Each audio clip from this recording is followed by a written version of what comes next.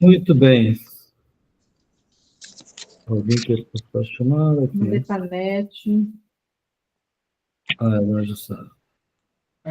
Então, boa noite a todos. Já estão começando aqui a nossa reflexão sobre a fortaleza.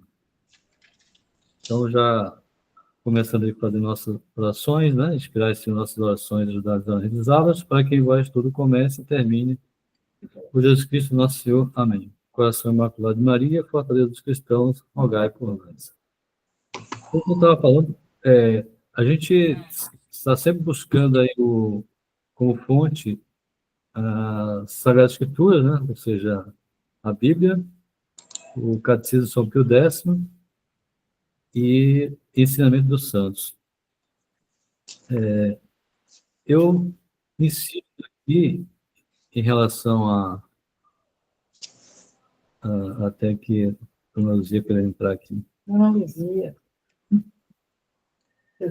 Então, Dona Luzia está participando já. Boa noite, Dona Luzia.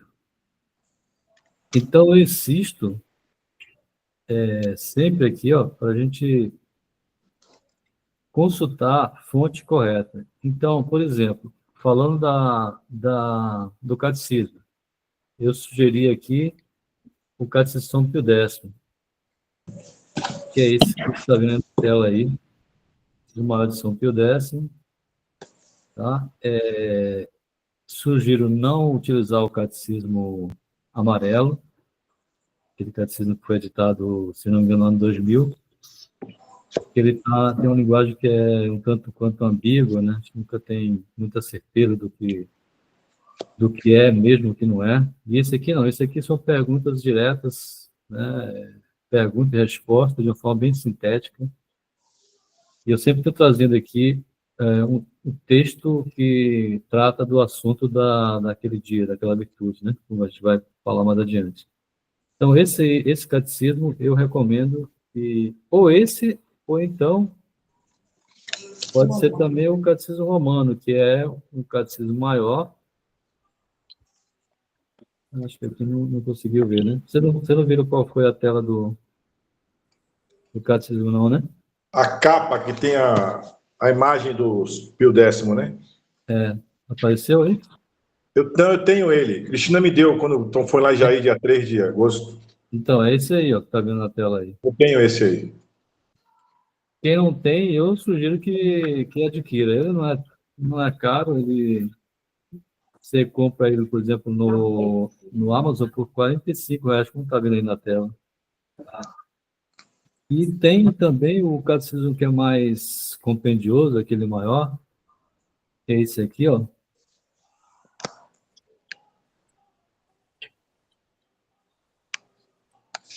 Não é possível, deixa eu ver de novo. Aqui ele não está aparecendo. Entrou Dona Luzia, entrou Rosiara. Esse aqui, ó. Tá vendo aí, né? Aham. Esse aqui é o catecismo que foi editado lá no Concílio de Trento. Esse é muito mais... tem muito mais informação. Ele é muito mais compendioso assim, do que o catecismo de São Pio X. Sei lá, tem mais de 1000 páginas aí para a gente se deliciar aí.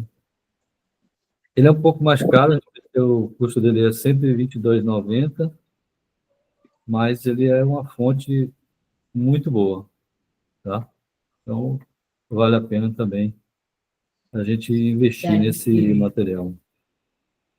E em relação à Bíblia, né, com as Sagradas Escrituras, a melhor de todas é essa daqui, ó.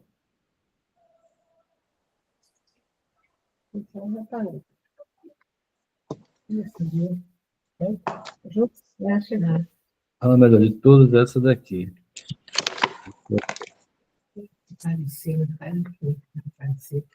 Não posso explicar agora. É o único que eu seguinte aqui, ó. Olha tudo que você está gravando, hein? Eu assisti isso aí, entendi as coisas. Essa daqui tá aqui, pronto. Vocês estão vendo aí agora, né? Aham. Bíblia de Matos Soares, Padre Matos Soares. Essa Bíblia, ela é a melhor que tem da tradução, né? A melhor tradução que tem da Bíblia, tá? Por quê? Ela é muito mais fiel aí Boa noite, Alexandre.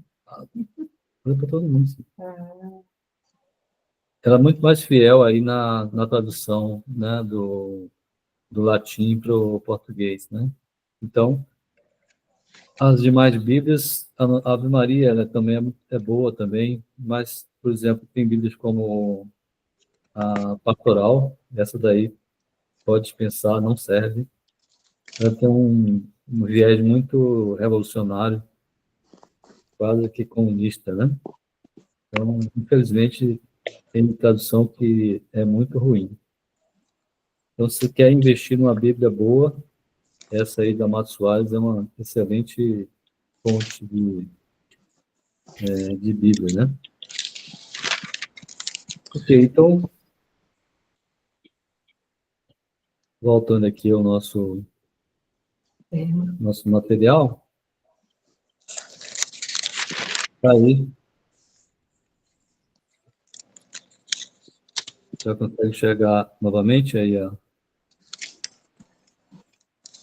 tela do slide, né? Não? Não apareceu, não? Está aparecendo, Virtude e Fortaleza. Pronto. Ok, então, a gente já viu aí 3 virtudes teologais, a fé, a esperança e a caridade. Já vimos também 2 virtudes cardeais, a prudência e a justiça. Hoje a gente vai ver a fortaleza e na semana que vem a gente deve falar sobre a temperança. E a gente aí conclui esse projeto aí de falar sobre as virtudes. E quem não pôde ver, né, pode participar aí dessas reuniões online, a gente pode grava aí e deixa aí lá no YouTube.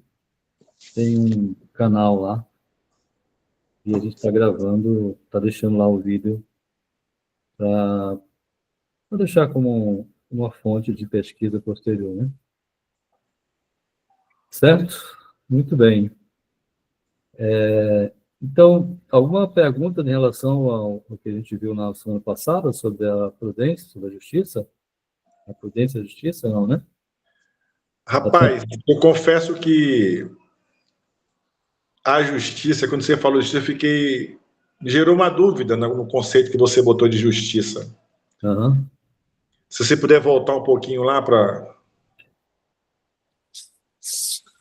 Você lembra qual foi a dúvida? Acho que foi o sacrifício de Jesus que você botou como justiça. Sim, então...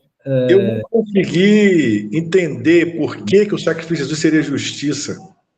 Veja só, justiça a gente tem que entendê-la como fazer a vontade de Deus. Tá? No final das contas, a gente vai entender justiça, a virtude da justiça, como fazer a vontade de Deus. Então, Jesus Cristo ele veio para satisfazer essa vontade, exatamente para esse fim.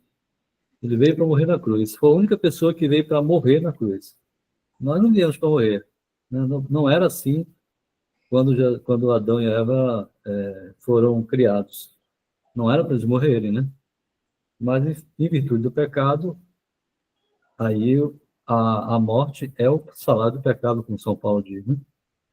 Então, para redimir esse pecado do ser humano, né, Deus fez esse projeto de mandar o seu próprio filho, né, encarnar Jesus Cristo e morrer na cruz para pagar os pecados nossos pecados. Então, Jesus morreu por nós. Então, por isso que é considerado como o ato supremo de justiça é Jesus morrer na cruz. Então, além de ser um ato de caridade, né, suprema caridade, é também um ato supremo de justiça, porque realmente o que ele fez ali é algo realmente... É porque eu não consigo ver como justo. Então, a questão é essa. Então, mas lembrar assim, que a conceito de justiça é fazer a vontade de Deus, tá? Justiça é exatamente no frigir dos ovos é isso. O que é justo, né? O que é justo para Deus é que haja a redenção dos homens. E como é que isso acontece? Só com Jesus sendo oferecido na cruz. Sacrifício do Senhor. Então, por isso é considerado como o ato supremo de justiça. É só você... Considerando a questão do Antigo Testamento, né? Que você tinha assim, você pagava com o sacrifício do cordeiro, animal, né? Sim. Aí começa assim, tipo, que clarear, né? É como se pagasse, não. É justo que você mate para poder pagar seus pecados. Seria esse o entendimento? Sim, sim, era assim mesmo. Os homens matavam os bois, matavam matavam... Só que a coisa banalizava, né? Porque o cara fazia o que queria, mata 2 carneiros, aí mata 2. Sim, o problema é que era um sacrifício de animais que, no final das contas, não resolvia, porque eles voltavam a cometer as ofensas a Deus, Sim. cometer os pecados, então aquilo não adiantava, eles matavam, tinha sacrifício que matava 700 bois num dia só, pra você ter uma ideia. Então era coisa assim que não resolvia. Então, Banalizou, né? Banalizou. mas é porque assim, realmente não adiantava. Então, só mesmo o sacrifício do próprio Deus é que poderia salvar a humanidade. Por isso que Jesus Cristo vem para morrer por nós. Então, ele morre e nos dá essa redenção. Só você vê o tamanho da ofensa que é o pecado, é olhar o sacrifício de Jesus na cruz. A paixão dele e o sacrifício da cruz. A gente não tem a noção do que é ofender a Deus. Mas quando a gente olhar o que Jesus fez por nós, dá para a gente ter uma ideia, ainda que imprecisa, mas dá para dar uma ideia do que é o pecado dessa ofensa a Deus. O seu próprio filho morre na cruz por nós. Então, é só mudar o conceito, assim, justiça nesse sentido por que dizia que José era um homem justo, justíssimo? Porque José sempre obedeceu a Deus, em todos os momentos. Por isso que ele era considerado um homem justíssimo. Nós rezamos isso na ladainha de São José. Tá? É por isso. José justíssimo, José fortíssimo, José fidelíssimo. Ok. Então, vamos aqui, Vamos aqui, então, na Fortaleza, né? Certo. Então, olhando lá para o Catecismo de São Pio X, o que fala da Fortaleza? O que é a Fortaleza? É a pergunta 911. Né? Então, como eu disse, o Catecismo ele é uma fonte de pergunta e resposta para explicar a fé, para explicar a nossa fé. Então, o que é importante para a gente é saber que o Catecismo ele explica a fé e ele contém o que está na Bíblia. Tá? Então, se você quiser saber se é melhor ler a Bíblia ou ler o Catecismo, é melhor ler o Catecismo. Primeiro. Depois você lê a Bíblia. Tá? Então, o que diz lá? A fortaleza. O que é a fortaleza? A fortaleza é a virtude que nos dá coragem para não temer perigo algum, nem a própria morte, no serviço de Deus. Então, veja que não é somente uma coragem humana de fazer algo, é algo mais além disso. Tá? Então, quando a gente fala de uma virtude moral, qual é o fim das virtudes? É o próprio Deus. Né? Então, a fortaleza, ela é até confundido um pouco, se fala assim, a virtude da coragem. Às vezes você fala virtude da coragem, virtude da fortaleza. Então, a fortaleza é uma virtude que nos dá coragem para não temer perigo algum, nem a própria morte, no serviço de Deus. Então, olha o complemento aqui, no serviço de Deus, tá? Então, veja que sempre o objetivo, né, a finalidade, Deus está lá, sempre como fim último das virtudes, né? Certo? Certo. Mas a gente também vai encontrar que a virtude, que a fortaleza é um dom do Espírito Santo. Tá? É a pergunta 903 do Catecismo, que diz assim, ó, quantos e quais são os dons do Espírito Santo? Então, são 7, né? Vamos ver aí. É a sabedoria, é o entendimento, o conselho, a fortaleza, a ciência, a piedade, o temor de Deus. Esses 7 dons a gente recebe também.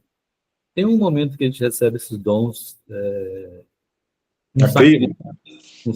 sacramento do crisma, ou da confirmação, né? A gente recebe esses dons do Espírito Santo. Então, o dom da fortaleza incute energia e coragem para observar fielmente a santa lei de Deus e da igreja, vencendo todos os obstáculos e os assaltos dos nossos inimigos, né?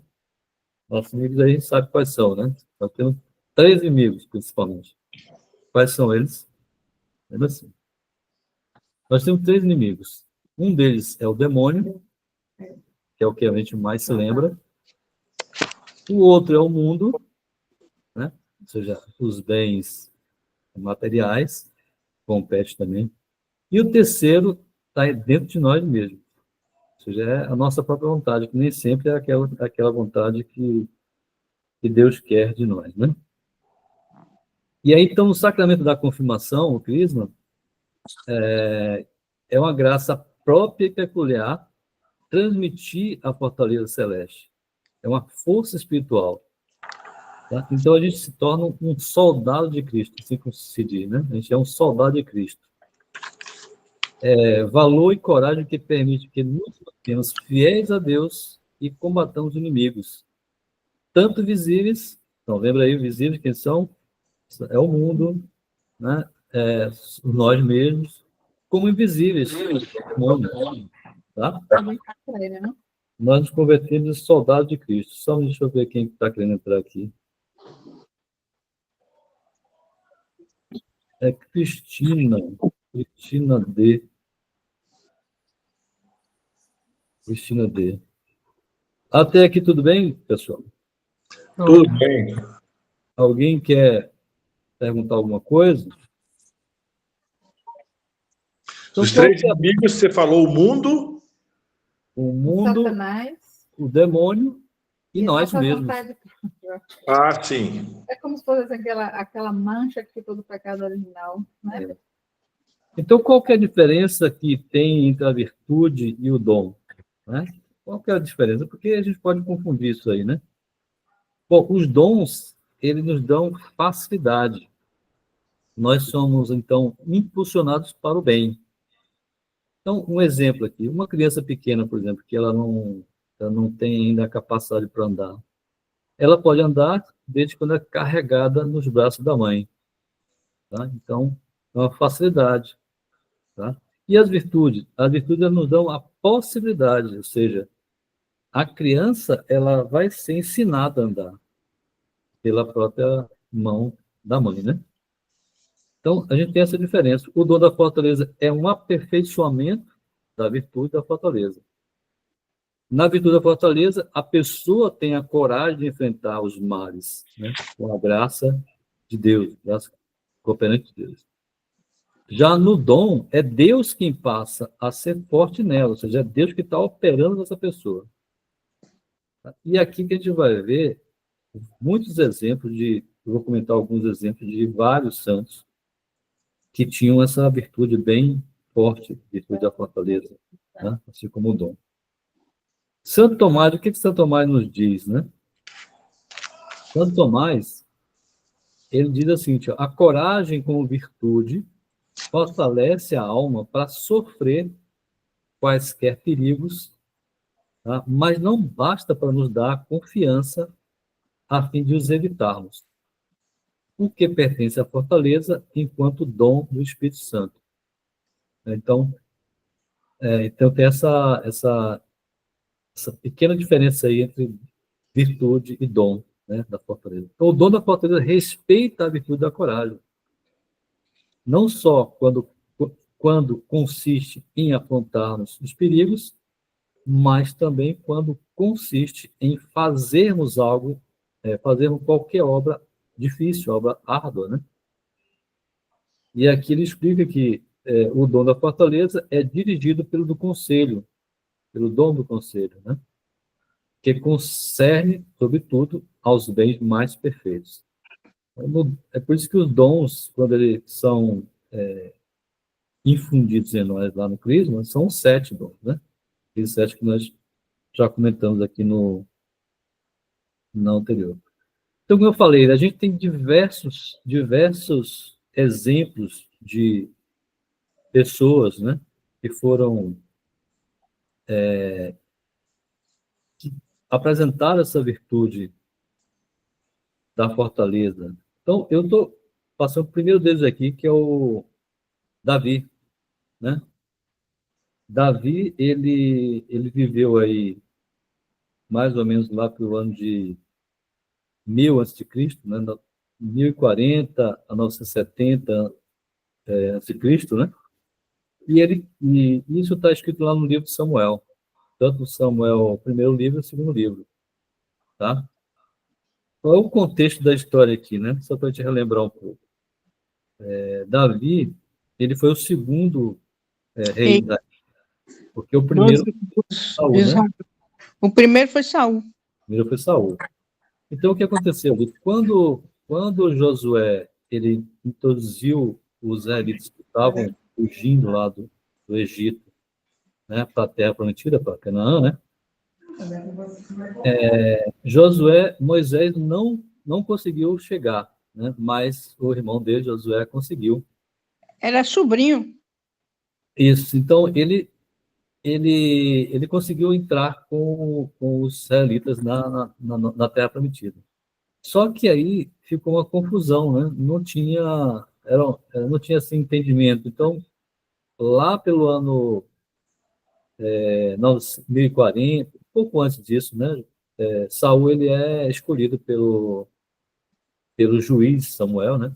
Porque antes de acontecer essa unificação, né? Você teve alguns juízes. Então, o Samuel era um desses juízes. E Era o Samuel, profeta da época. isso, ele era juiz também. E aí ele faz essa unção, né, de Samuel, de Saul, né, que reina por mais ou menos 40 anos, né? E 30 ou 40 anos, não lembro exatamente quanto. E aí, só que Saul ele começa assim, a ter uma certa vaidade, soberba, começou a desobedecer a Deus. E Aumentou o número de mulheres, que não era proibido para ele, que era rei de Israel. Ele não podia ter mais de uma mulher, né? isso é Teve uma série de na coisas. lei, na lei não pode, na lei de Moisés não podia ter, né? Mas enfim, Sim. ele acaba, vamos assim, exaltando a si próprio, e aí o Samuel vem e diz a ele que não vai ser mais o rei, que ele vai agora ungir um outro rei, e aí é o Davi. E o Davi, ele era o sétimo filho do Jessé, né? Sim. Jessé, ele tinha, inclusive o Davi, ele era filho de ele acho que uma filho bastardo, porque ele era filho de uma outra mulher, Jessé.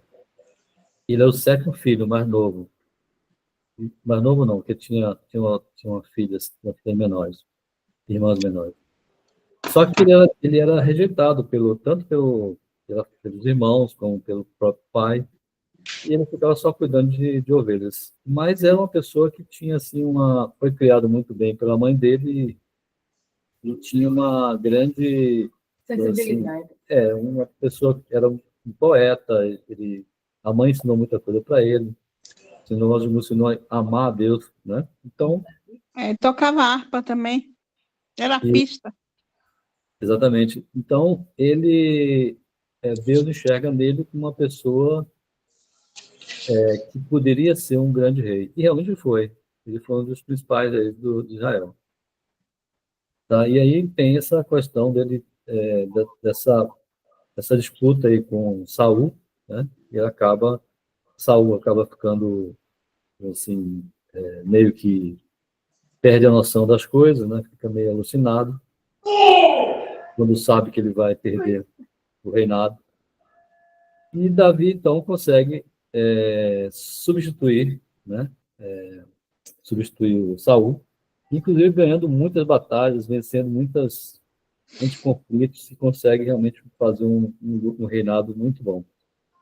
E o que a gente conhece muito de Davi é aquela história da luta contra Golias. Golias. Isso. O gigante Golias.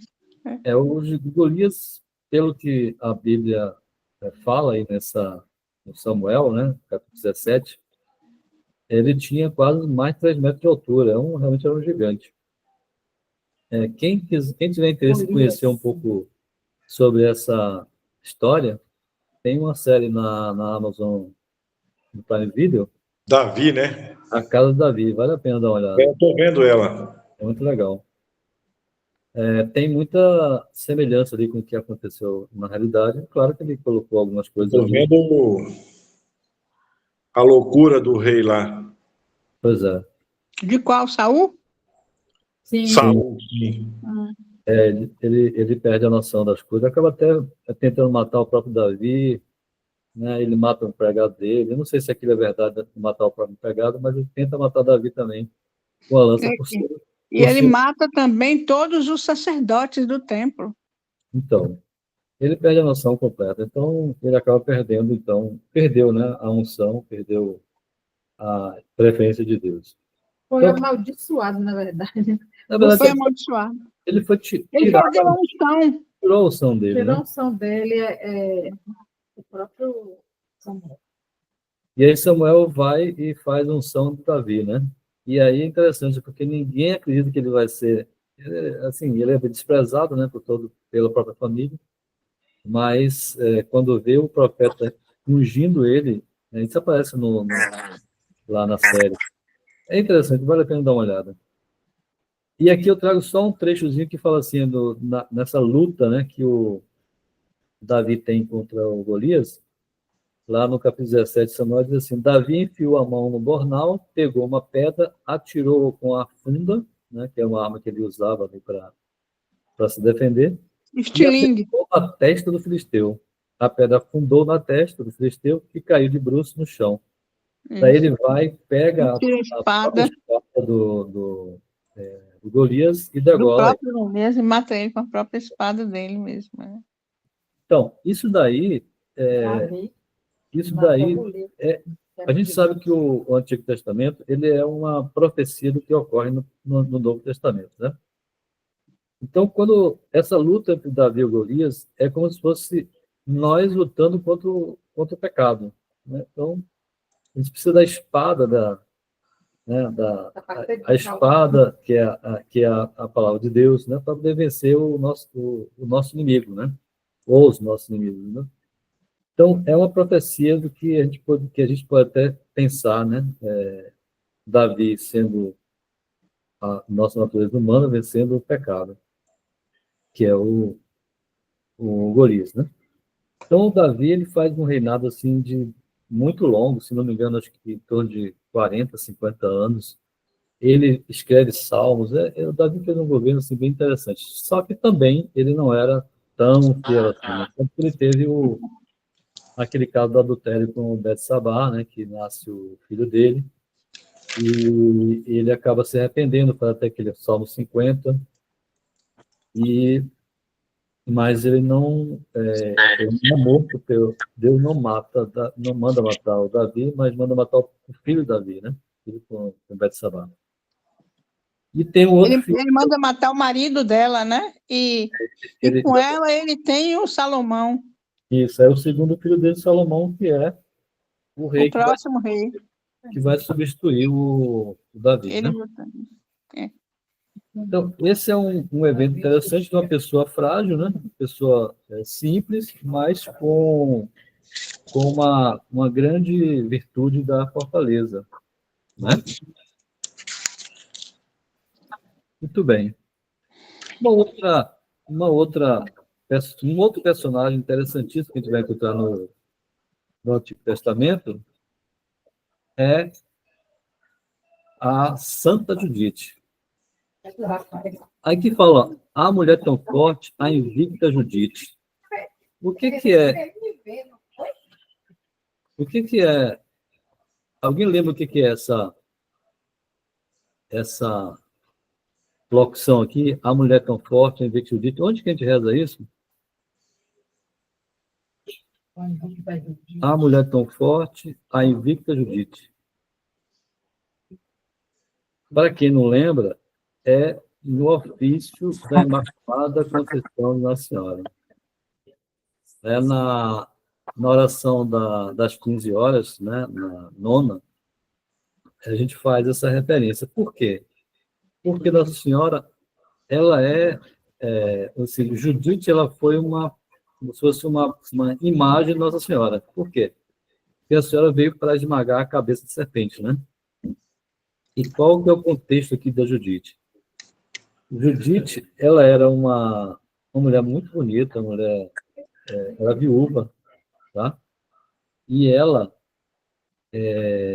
foi mais ou menos ali 200 anos antes de Cristo, e ela foi uma personagem fundamental para libertar os israelitas que estavam sendo oprimidos, estavam sendo atacados pelo Nabucodonosor, que era rei dos assírios. Então, ele estava vencendo muitas batalhas e tal.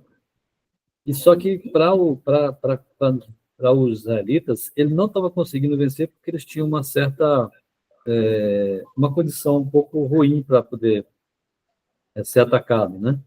Viviam nas montanhas, não tinham toda uma situação um pouco diferente dos demais.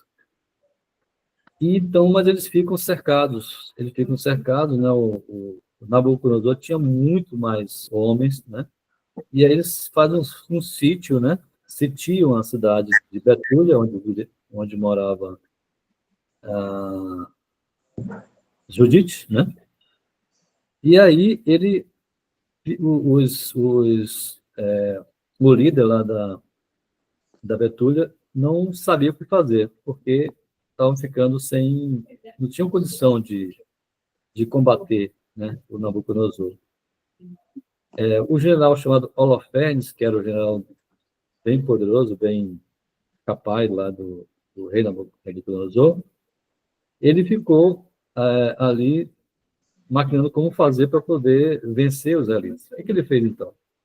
Ele bloqueou a passagem de água, né, e de mantimentos. E aí todo mundo ia morrer de fome e sede lá na cidade, né? Então, o que acontece com Judite? Ela, quando ela percebe o que acontecer, ela se predispõe a tomar uma atitude de ir lá no acampamento do Holofernes para poder resolver a situação ela mesma.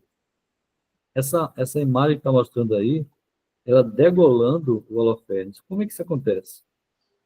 Ela se veste como uma pessoa, como uma meretriz. Ela é uma pessoa muito bonita, bem conhecida, todo mundo gostava dela, piedosa, vivia em oração. Ela usava, inclusive, silício. Sabe o que é o silício, né? Aquela peça que fica incomodando o corpo, ferindo o corpo, como uma forma de sacrifício, penitência, né? No passado se usava muito isso. Hoje em dia, acho que quase não tem mais esse negócio de silício, né? Mas ela é uma pessoa assim que nesse padrão, né? Uma pessoa de muita fé e também de muita coragem, de muita fortaleza, né? São a característica dela. Então, ela se veste como uma meretriz, né? Ou seja, cheia de adorno e tal, ultrapassa o cerco lá de Betúlia e chega até o acampamento do inimigo e diz: olha, eu fugi do acampamento, né, porque eu quero ajudar vocês a vencer os israelitas. Acabou maquinando aí uma estratégia, né, contou uma mentira para resolver a situação que era matar esse inimigo. Ou seja, essa mentira aí, ela estava usando como um bem maior, que era não sofrer a usurpação do inimigo. Então, os soldados acabam deixando ela passar, ela vai até Holofernes e conversa com ele, né? E está disposta a entregar as informações que eles precisam para poder vencer os israelitas. E ele acaba aceitando, ela com toda aquela sua capacidade de uma mulher com muita habilidade de falar e de formosura e tal, ele acaba até cedendo para ela, assim, deixando fazer o que ela queria fazer. Se ela ficar lá naquele lugar para poder dizer a ele o que tinha que ser, quais são as informações que ele precisava para poder vencer os israelitas. E ele acaba se afeiçoando a ela, querendo possuída e tal. e dá um banquete e tudo mais, e ela diz, eu não posso comer nada porque eu tenho a lei, a nossa lei, eu só posso comer aquilo que eu trouxe aqui. Eu trouxe lá umas coisas e tal, e pedia para eles pudesse sair pela manhã e pela noite poder rezar. E é nisso que essa estratégia que ela fez, que ela acaba, num dia que ele dá o banquete, bebe bastante, né? Fica bêbada, e ela aproveita isso, ela vai com uma serva dela, né? E aproveita isso e acaba Decapitando o cara, né? citando ele que se bebeu demais, pega a própria espada dele, corta a cabeça, coloca dentro da sacola e leva para a Betúlia, onde ela morava. Só que como ela tinha esse ato de poder sair e entrar, então os soldados não achavam que aquilo era normal. Só no dia seguinte que eles vão perceber que aconteceu isso. Aí ela apresenta lá para os anciãos, né, a cabeça dele, o povo fica entusiasmado e tal, e quando os soldados percebem que o general foi morto, eles ficam desorientados. Então, eles perdem a razão, começam a fugir, começam a matar uns aos outros.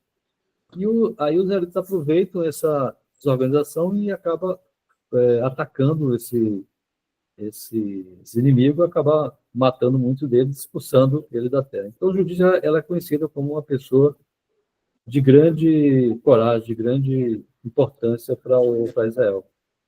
Tá? Então, ela consegue salvar Israel, né, desse problemão que eles tinham aí. Né?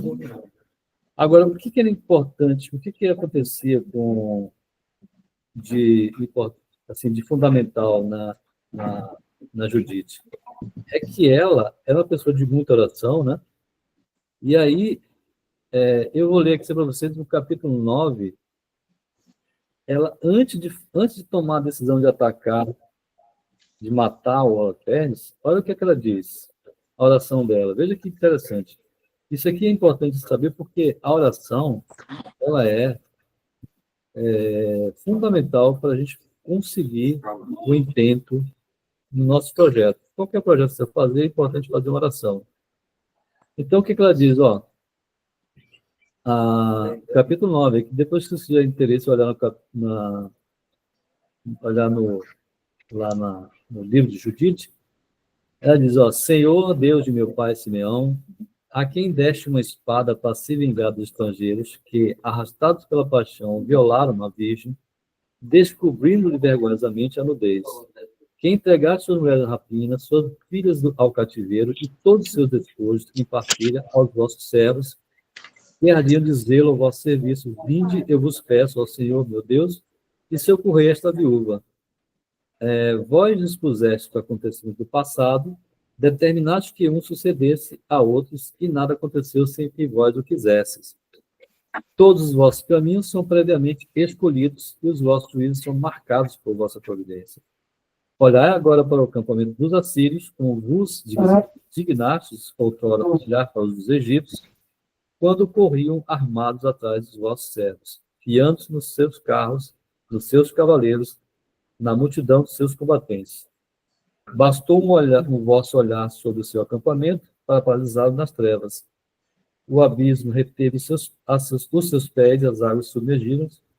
Senhor, que o mesmo aconteça a estes que confiam em seu número, nos seus carros, nos seus dardos, nos seus escudos, nas suas flechas, e que são a glória de suas asas. Então, veja, antes de cometer esse ato de assassinar o Holofernes, ela faz uma oração pedindo a Deus que que fortaleça nela essa vontade de fazer. Né? Primeiro, ela faz realmente uma oração antes para ver se realmente é isso que Deus quer dela. Ou seja, isso é para a gente um aprendizado. Quando a gente quer fazer algo importante, é importante que a gente faça uma oração antes. E como é que é feita uma oração? Né? Veja que ela relembra a Deus o que foi feito no passado, né? Mostra a ela a situação que ela está vivendo naquele momento e pede que Deus a fortaleça para executar este plano que ela assim, foi incentivada a fazer. Né? Então, é um aprendizado que a gente tem também em relação a como a gente proceder aí nos nossos projetos. Certo? Muito bem. Além da Judite, né? A gente pode ter também aí, ó, Santo Estevão. Lembra de Santo Estevão? Santo Estevão foi o primeiro mártir, né? Considerado o próprio mártir. Ele é comemorado dia 26 de dezembro, logo depois do Natal, de 26 de dezembro. Ele era um diácono, né, um dos 7 diáconos, e ele morreu apedrejado, não renegando a fé. Né? O que aconteceu? Quando ele fala isso para os judeus, né? Cheio de graça e fortaleza, fazia grandes prodígios e milagres entre o povo. Então, ele dizia que ele via o Filho do Homem, que é Jesus, né? Reinando, né? no céu. Isso aí, como os judeus não reconhecem Jesus como Filho de Deus, né? Acabaram matando ele apedrejado, com pedra, né? E um dos que participaram lá nesse assassinato foi o próprio Paulo. Paulo estava presente lá nesse apedrejamento. Tá? Então, Estevão, ele é considerado o primeiro mártir, né? E o que a gente pode dizer assim, ó, sem o auxílio da graça, como reza o sacerdócio da divina ninguém é forte, ninguém é santo. O martírio dele, né? Claro que ele precisa da graça de Deus. O martírio requer a graça que ilumina o intelecto e fortalece a vontade. Então, assim que os cristãos podem fazer o que está acima da sua natureza humana, né? Ou seja, a gente precisa da graça de Deus para poder fazer aquilo que Deus quer de nós. Tá? Aqui no que tange de Estevão, né? Eu falei, ele pronuncia um discurso bem longo, está lá no Atos dos Apóstolos. Ele é muito forte, tá? Ele fala que Deus havia preparado a vinda do justo, mas os judeus se opuseram, né? Da mesma forma como os seus pais perseguiram os profetas. Ou seja, tudo como aconteceu lá no Antigo Testamento. E aí ele diz, ó, eis que vejo os céus abertos e o Filho do Homem que está em pé à mão direita de Deus. E essas palavras para ele fala isso na cara dos judeus. E é isso que faz com que os judeus acabem apedrejando ele e matando, né? Mas como é que ele sabia que os judeus não concordavam, não queriam isso? Mas assim mesmo ele vai lá e fala essas coisas, sabendo que podia morrer. Mas ele não renegou a fé dele. Tá? Ele não renegou a própria fé. Então, isso é uma virtude forte da fortaleza. Hein? Aprendi a adaptar-me a toda e qualquer circunstância. Sei o que é passar necessidade e sei o que é ter fartura. Aprendi o segredo de viver contente em toda e qualquer situação. Seja bem alimentado, seja com fome, tendo muito ou passando necessidade, tudo posso daquele que me fortalece. Quem foi que disse isso? O apóstolo Paulo. Isso ele escreve lá na carta aos Filipenses. Né? Capítulo 4 está bem claro isso daqui. Ó. Paulo era um homem que, inclusive, Paulo era um homem determinado. Ele fazia, antes da sua conversão, ele fazia aquilo que ele achava certo. Então, ele pedia autorização aos chefes da igreja, né, de Jerusalém, e ia matar os cristãos achando que estava fazendo certo. Tá? Ele não é uma pessoa frágil, mas Deus aproveita também essa pessoa e faz ele se tornar frágil. Quando ele, no caminho para Damasco, que ocorre aquela luz, né, intensa que aparece, ele fica cego, ele fica dependendo das pessoas para dar comida a ele, para dar de beber a ele. Ele ficou realmente numa situação de muita fragilidade. Né? Ele voltou para Damasco e aí lá Deus manda Ananias para lá para poder batizá-lo, né? e ele passa, então, a trabalhar para a igreja. Então, ele foi, assim, um grande colono da igreja. Ele e Pedro são chamadas as duas colunas da igreja, né? Tanto que ele é comemorado em 2 dias do ano, é o dia 25 de janeiro e no dia 29 de junho. O martírio dele é comemorado, dele e Pedro, em 29 de junho. Aí ele deixou muitos ensinamentos para a gente, né? Muita coisa boa, muito ensinamento. Ele teve, né, assim, Jesus aparece a ele, o que ele diz, né? Jesus aparece como um abortivo. Então, Jesus dá muita informação para ele, dá muito conhecimento a ele, e ele não se sobrepessa, ao contrário, ele sofre muita coisa. Aqui eu só para dizer para vocês aqui o tanto que ele sofreu. Ele diz na carta aos Coríntios, né? A segunda carta, ele diz assim, ó, segunda carta, a partir do versículo 23, ele fala assim, são ministros de Cristo, né? Falo como menos sábio, eu ainda mais. Muito mais pelos trabalhos, mas muito mais pelos cárceres, pelos açoites sem medida.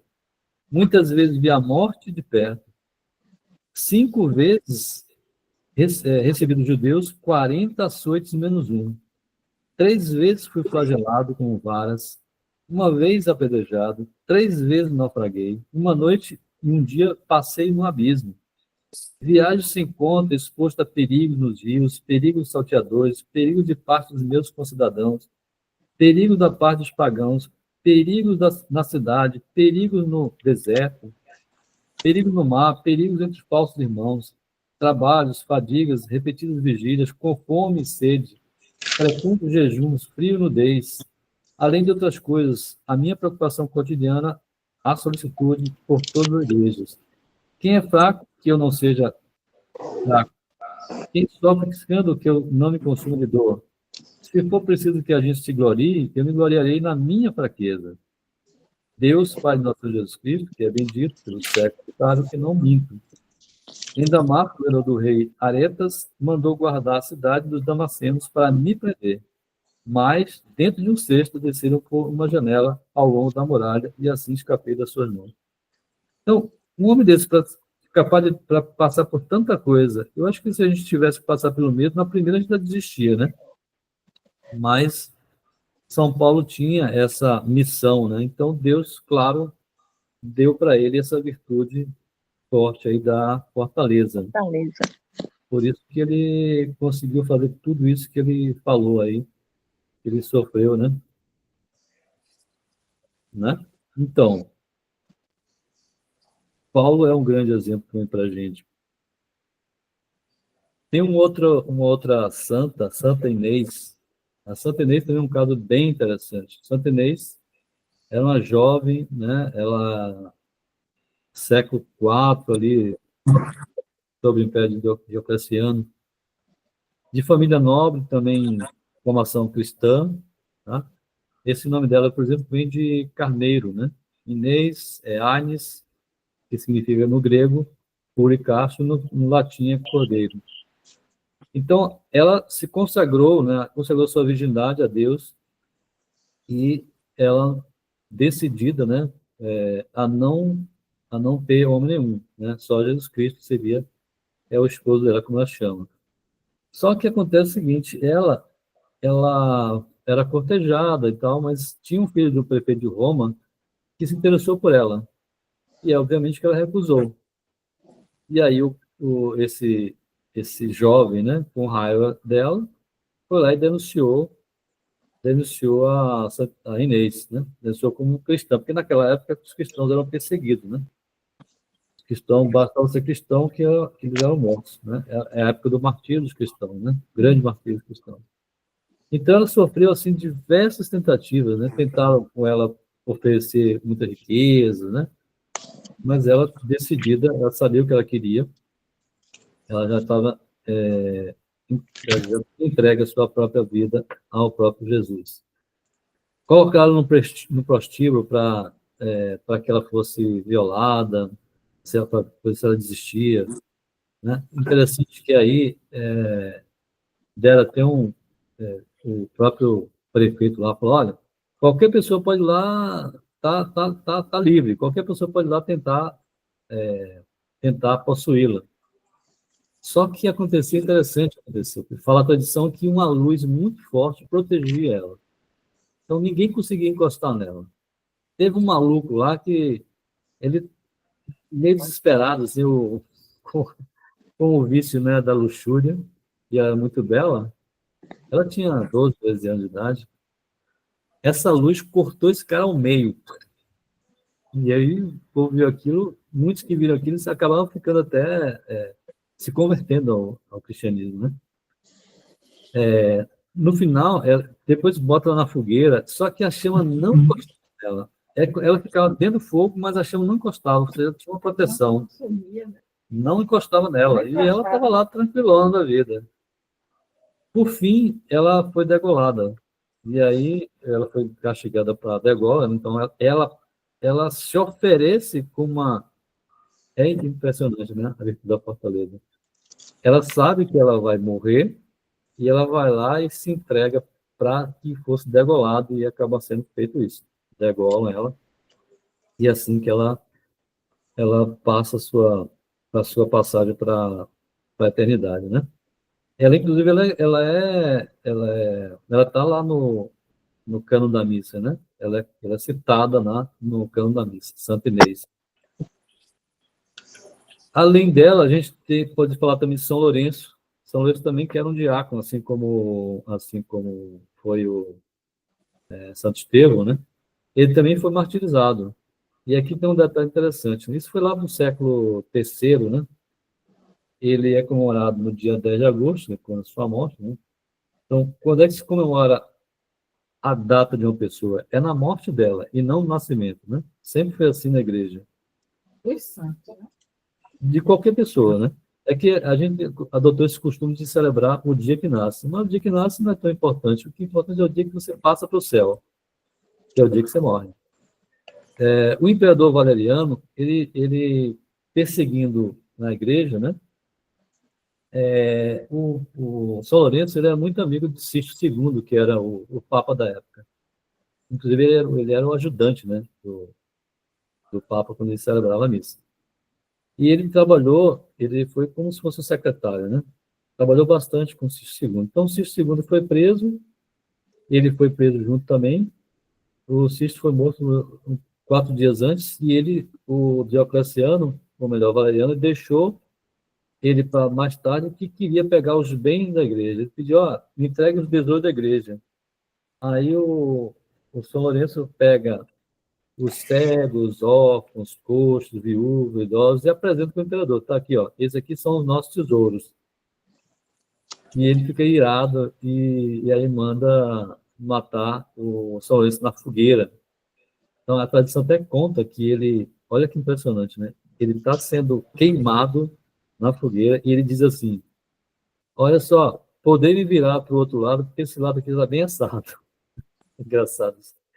É bem engraçado, mas dizem que é tradição, né, de que ele não sofria com aquelas queimaduras, né?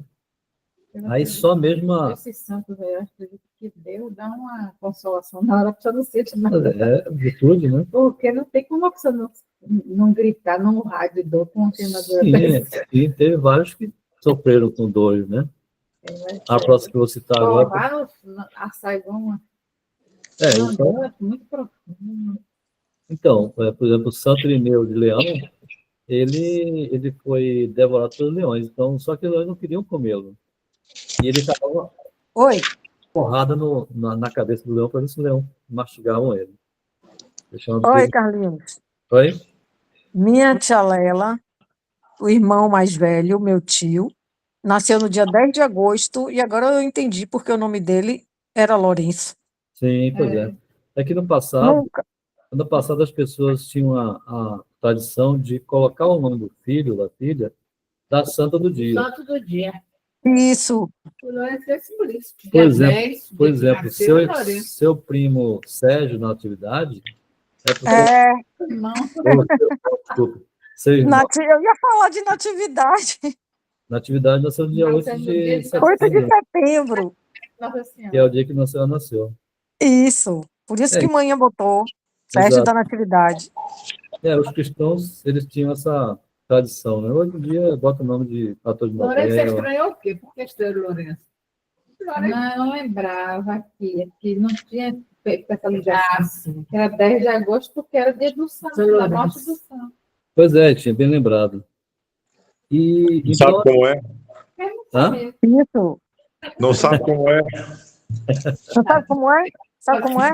Ué, Essa era a frase dele mais falada, né? e Licínio Sebastião, que foi dia de São Sebastião. Deus pode levar um santo a praticar atos de virtude heróica, como um heroísmo superior às forças naturais. É isso que acontece, na verdade, né?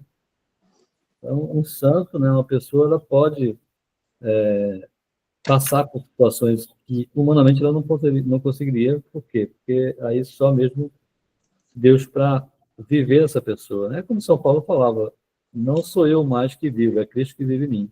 Para suportar tanta coisa que ele sofreu, que ele suportou, ele não podia, humanamente falando, suportar tanto, né? E aqui, ó, outra santa da igreja da França, né? A Santa Joana d'Arc, também foi uma pessoa assim que ninguém dava nada por ela, né? Uma jovem camponesa, Que se vestiu de farda, né? uma jovem camponesa francesa, né? Que liderou o exército, um pequeno exército para salvar a França da Inglaterra na Guerra dos 100 Anos, né? Se passou por homem. Ela vestia de soldado, né? De calça, e ela liderou o exército francês, né? Estão falando aí de 1412, né? Ou seja, ali 1400, século XV ali, né? E ela, é interessante a história dela, né? Ela não sabia ler nem escrever, né? Mas a mãe dela, que era uma pessoa muito piedosa, ensinou a ela a amar a religião cristã, né? E ela,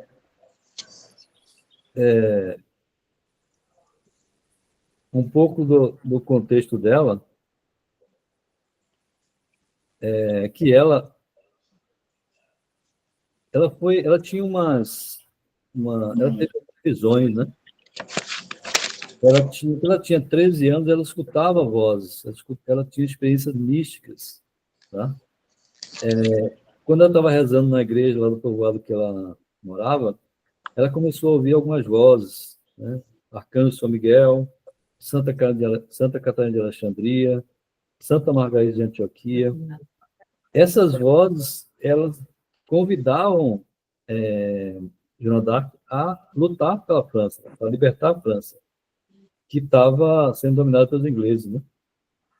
E aí acontece um fato interessante, né? Que ela vai falar com o futuro rei Carlos VII, tá? E ela entra no,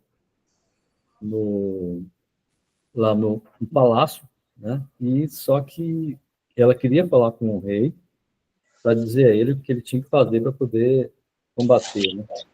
Só que eles não passam o rei se fica como sendo uma pessoa comum e bota uma pessoa como sendo rei.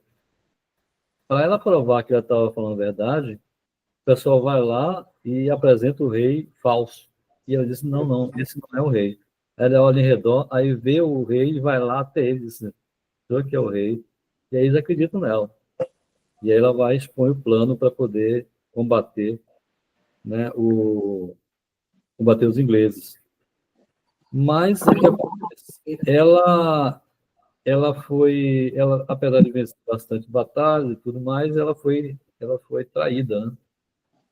Ela foi traída e ela acaba sendo presa e vai ser morta, né? Tá? Alguns soldados e oficiais testemunharam a modéstia de Joana d'Arc, como ela influenciou de modo como se comportava. Por exemplo, nos acampamentos ela chegava a expulsar as prostitutas, não sei a que ponto ela fazia bem para os cristãos lá, né? Ela implementou a participação da Santa Missa, o sacramento dos soldados, antes de acontecer as batalhas, né? E aí, quando ela foi aprisionada, colocaram na jaula de ferro, né? Foi julgada por alguns prelados, né, e teólogos que a consideravam como mentirosa, exploradora do povo, blasfemadora, idólatra, né, invocava os diabos e era herege. Então, a gente falava um monte de coisa para ela, falando mal dela, só que ela foi presa, foi presa num poste e ela foi, então, queimada viva. Ela sofreu dores, né? Tanto que ela gritava, mas ela gritava o nome de Jesus, né? E aí os ingleses pegaram a cinza dela e lançaram no Rio Sena. Ela não derramou uma gota de sangue, ela foi queimada, né? Mas ela sempre teve o tempo todo em oração. Então, uma pessoa de muita virtude. Ela dizia lá, defende o que é certo, mesmo que signifique estar sozinho. Se achar isso difícil de fazer, pede a Deus a graça da fortaleza. Então, contra a tradição que ela falava essas frases. Uma outra santa também de grande fortaleza, Santa Teresa d'Ávila.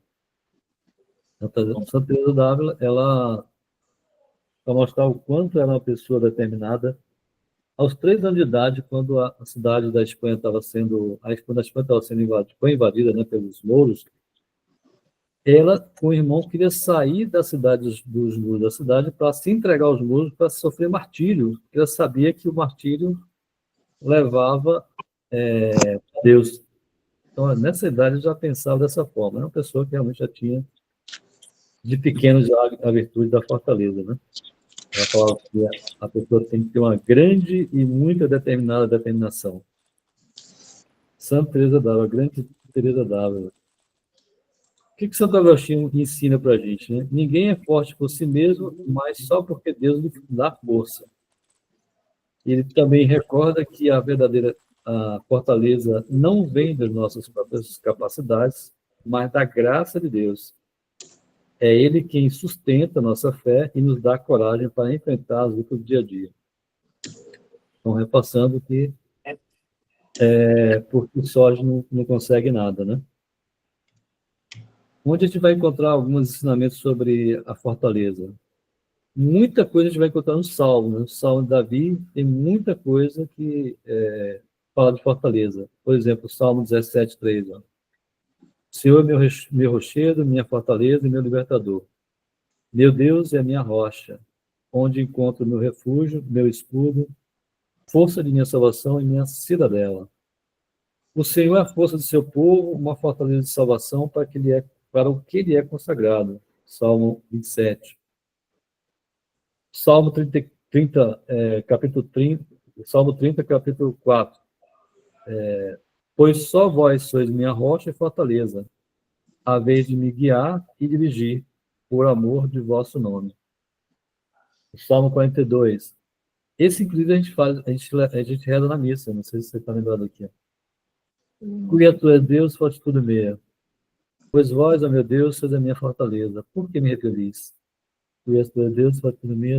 Para me repor, pode te tinchero, de um aflito de inimigos. Por que devo andar triste sobre a opressão do inimigo? É o Salmo 42. Esse salmo a gente reza nas orações de entrada da missa, de iniciais para começar a missa.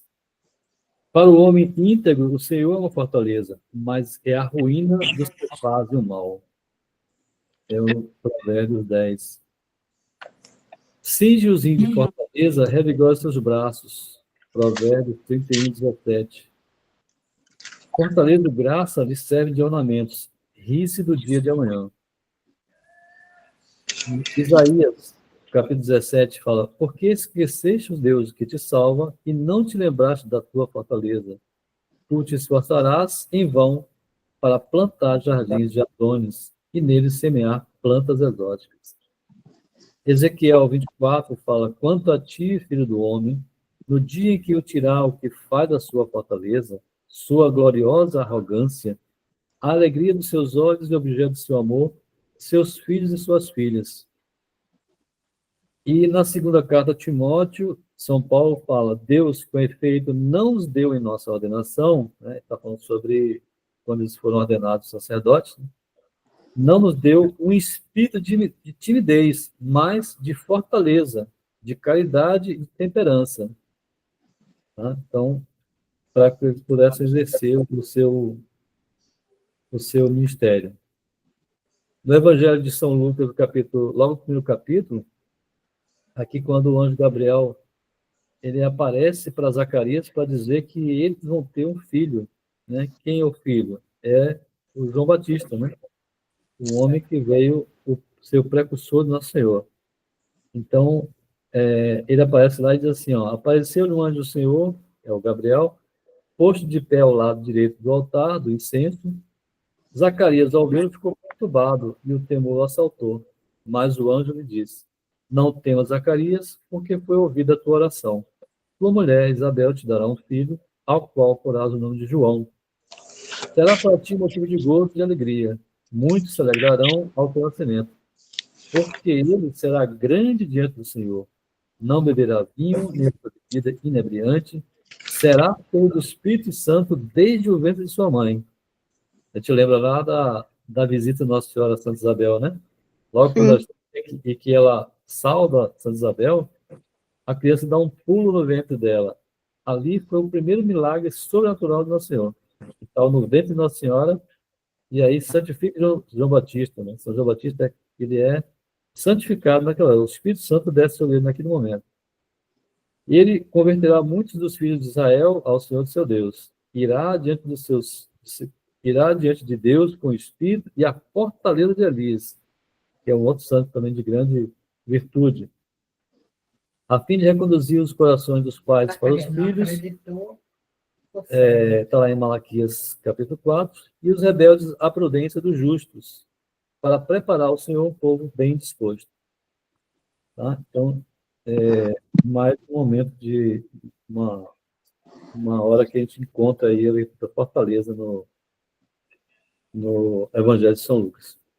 Alguns conselhos de São Boaventura. São Boaventura é um doutor da igreja, né, um alemão, que também tem muita coisa interessante para a gente conhecer. Olha que ele fala sobre oração, né? Ele diz assim, ó, se queres sofrer com paciência as adversidades e miséria desta vida, ser um homem de oração. Aqui, claro, estou falando homem, sentido homem-mulher, né? Não é com essa ideia de hoje, tá faltando mulher aí, tá faltando intermediário, tem nada a ver. Homem no sentido... Humanidade. Toda pessoa. Se queres alcançar virtude e fortaleza para vencer as tentações do inimigo, ser homem de oração. Se queres mortificar a tua vontade própria com todos os seus gostos e apetites, ser homem de oração. Se queres conhecer as astúcias de Satanás, defender-se dos seus enganos, ser homem de oração. Se queres viver alegremente e caminhar com suavidade pelo caminho da penitência e do trabalho, ser homem de oração. Se queres afugentar da tua alma as moscas importunas dos vãos pensamentos e cuidados, ser homem de oração. Se a queres sustentar com a gordura da devoção, trazê-la sempre cheia de bons pensamentos e desejos, ser homem de oração. Se queres fortalecer e confirmar teu coração no caminho de Deus, ser homem de oração. Finalmente, se queres desenraizar da tua alma todos os vícios e plantar em seu lugar as virtudes, ser homem de oração. Porque nela, né, na oração, se recebe a unção e a graça do Espírito Santo, que ensina todas as coisas. Além disso, se queres subir à altura da contemplação e gozar doces abraços do esposo, exercita-se na oração, porque este é o caminho por onde a alma sobe à contemplação e o gosto das coisas celestiais. Então, o conselho do grande santo aqui é que a gente sempre busque a oração, em qualquer situação, né? Levar que a oração é como a gente viu lá quando a gente comentou sobre Judite fazendo aquela oração, lembrando aquilo que Deus fez no passado, né? Expondo a situação presente e pedindo a graça, pedindo a fortaleza para caminhar na santidade, né? E aí, falando de vício, né? Vamos falar um pouco sobre vícios e também o que é essa virtude da fortaleza. A gente pode também comparar, né? A virtude parecida com a fortaleza, pela maneira de obrar, pela maneira de agir, né? Em matérias mais simples, por exemplo, hábitos mais árduos, mais difíceis, a magnanimidade, ou seja, generosidade, que é infundir no ânimo alento e esperança para levar ao fim empresas ilustres e gloriosas. Os nossos empreendimentos, os nossos projetos, é a virtude própria de grandes corações. A magnificência, que é o magnífico. Né? Já para conservar alentos e serenidade nas grandes aflições, situações violentas, a gente vai ter a paciência e a perseverança. Isso aqui que nos ensina é o Santo Tomás de Aquino, lá na Suma Teológica. Em relação aos vícios, né, o que é contrário à fortaleza? Né? Então, a gente pode ter tanto por excesso quanto por defeito. Então, por exemplo, por excesso, a presunção, você iniciar um empreendimento, iniciar um projeto que seja superior às nossas forças. O que a gente está fazendo aí? Está deixando de ser também prudente. Né? Como a gente falou lá na virtude da prudência, o homem tem que primeiro calcular se ele tem condição de chegar ao fim que ele se propõe. Né? Então, primeiro, ver se tem as condições necessárias para isso. A ambição. A ambição é procurar honras indevidas ao nosso estado e merecimento. A vanglória, que é procurar fama sem ordená-las para o seu verdadeiro fim, que é a glória de Deus e o bem do próximo. Isso aqui dá para a gente também um pouco de entendimento na hora que a gente for fazer um exame de consciência, para a gente fazer uma boa confissão, né? Não esquecer se a gente está fazendo alguma coisa desse sentido aí, está presumindo, está tendo a presunção de fazer algo que não tem capacidade, não tem, né, ainda as condições necessárias, se a gente está sendo ambicioso, ou se estamos sendo vangloriosos. Né? Então, e por defeito, a pusilanimidade, é um nome, às vezes, um pouco estranho para a gente, quer dizer o quê? Fraqueza de ânimo, falta de energia nas decisões, é aquela pessoa que está meio, sabe, indecisa, está firme. Isso também é um pecado, tá? A gente, quando se propõe a fazer algo, tomou decisão, tem que partir e fazer, né? Levar a cabo, levar até o fim. E a gente, então, conclui aqui as nossas reflexões, né? Praticamente aqui é 9h25. Antes da gente concluir e rezar uma Ave Maria para a gente concluir essa conclusão desse nosso encontro aqui, alguma coisa que a gente possa, alguma pergunta que a gente possa tentar esclarecer mais, comentar alguma coisa mais? O que vocês acham? O que vocês têm aí de comentário? De um monte de coisa hoje, que eu O quê? não sabia. Todas essas histórias de todos esses santos, para mim foi muito aprendizado. A gente está aprendendo muito com isso aqui, né? Acho que Cristina Pacheco não está aqui, não? Cristina D? Cristina D. Marinei, né? Cristina D. Marinei. Cristina me falava uma coisa interessante que eu também aprendi, eu não sabia, e é importante que a gente saiba, ela não está aqui para dizer, mas eu vou repetir por ela. Esse momento que a gente está participando aqui dessa nossa conversa, nós estamos ganhando 200 dias de indulgência. Para quem não sabe o que é 200 dias de indulgência, é pagar a pena temporal dos pecados cometidos. Então, tanto para quem está fazendo como quem está participando, são 200 dias de indulgência. Então, é mais uma... Pagar o tempo no purgatório. Pagar o tempo do que a gente levaria no purgatório. Diminuir o tempo de purgatório. Então, mais uma... Tem muita coisa para pagar. E todos nós temos. Você não tem não é só você que tem privilégio, né? Tem esse privilégio. Né? Então, Rita, a gente aprende muita coisa também nessa nossa reflexão, né? Sim, com certeza. Além de Rita, alguém quer comentar mais alguma coisa? Rosiara? Ah, muito bom. Para mim, fiquei feliz, né, de ser convidada e mais ainda estar aprendendo. Porque Letícia que me evangeliza, mas cada dia ela me fala, esse grupo você precisa entrar. Então, fiquei muito feliz. A Aham. bateria está já No pifando, final. eu saí já no Tá, finalzinho agora. Aí eu estou colocando para carregar e por isso que não sai meu rosto tá, aqui. tá Muito tranquilo. obrigada, muita gratidão. Tá bom. Alguém mais? Boa noite. Boa noite. Cristina D sou eu, viu?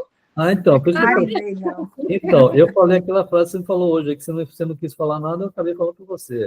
Não, mas me perdoe, eu estou trabalhando aqui em paralelo as coisas do CREMEB. Eu entrei atrasada, realmente. Eu estava na casa de minha filha, entrei. Aham. Mas, assim, boa noite para todos. Exatamente, Carlos, são 100 dias a cada meia hora. Como nós ficamos 1 hora, são 200 dias. Na verdade começou 8 horas, então 1 hora e meia, então dá 20 dias, quase um ano. Já pensou? Muito bom. E Eu aí, sabia. Jussara, boa noite. Eu não vi você. Boa. Aluna Cipa. Só que teve uma falha aí, né? Que não chegou para você o link. Sem problemas, consegui pegar desde o comecinho. Eu estou mandando um link numa comunidade chamada Católica Fidei. Eu acho que eu incluí a senhora também nessa lista, mas pode ver depois, ver se esse convite foi enviado ontem. Mas, assim, o convite eu vou mandar sempre, porque não mando pessoalmente, eu faço um grupo, né, e aí eu mando. Esse vídeo, inclusive, vai ficar gravado, está lá na internet, no YouTube, no canal chama-se Orações e Devoções, né? Esse canal, como eu falei, a gente criou para poder falar sobre oração e devoção. Então, ao longo do tempo, a gente vai sempre falando sobre alguma oração importante, sobre uma devoção importante, como a gente fez, como, por exemplo, a do Sagrado Coração, do Imaculado Coração de Maria, e depois a gente vai fazer outros aí, né, quando for o tempo pertinente. Por exemplo, agora em outubro, falar sobre o Rosário novamente. A gente falou isso no ano passado, mas acho que vale a pena novamente falar sobre o Rosário, que é a principal devoção que nós temos depois da missa, né? A primeira coisa é a missa e a segunda é o Rosário. Então, gente, acho que 9h30 já chegamos no prazo final aí, né? Agradecer a todos vocês. Vamos então encerrar então com uma Ave Maria, né? Para coroar aí esse momento aí. Ave Maria, cheia de Graças bendita sois vós, bendita é o fruto do vosso ventre, Jesus. Santa Maria, Mãe de Deus, rogai por nós, pecadores, agora e na hora da nossa morte. Amém. Rogai por nós, Santa Mãe de Deus. Sejamos dignos das promessas de Cristo. Nossa Senhora de Fátima, rogai por nós. Rogai por nós. Então, boa noite a todos. Boa noite a Boa todos. noite, obrigada. Obrigada. Doutora Jussara, Rubiara, boa Boa noite. semana. Boa noite, gratidão. Para todos aí. Tá Boa bem. noite. Tchau. Boa mãe. Deus Deus te abençoe. abençoe. Vocês. Amém. Amém. Obrigada. Boa noite. Obrigada. Obrigada e Amém. gratidão. Tchau. Vai tomar uma Tchau.